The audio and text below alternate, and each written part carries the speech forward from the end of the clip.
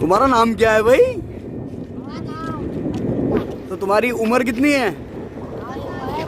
तो तुम यार कूद रहे हो उतनी उफनाई नदी में, तुम्हें डर नहीं लगता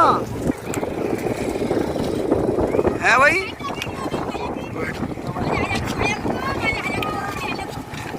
भाई बहुत रिस्की है बेटा, ये मत करो बेटा, बहुत रिस्की है, इसको मत करो। अरे हटो, पीछे हटो जरा देर से।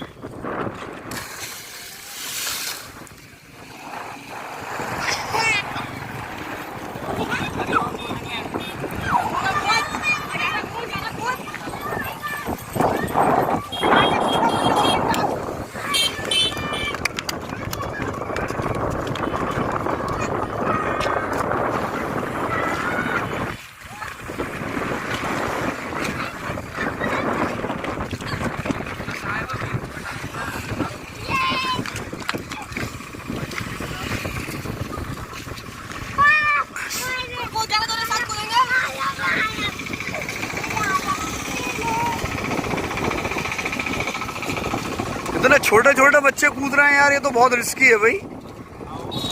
तुम भी कूदने के लिए खड़े हो?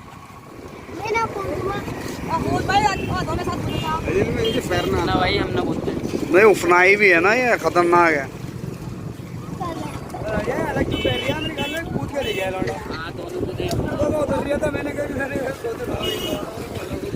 अरे अब मत कूदो, बहुत छोटे बच्चे हो तुम, गलत बात है, ठीक है? चलो चलो, आओ आओ।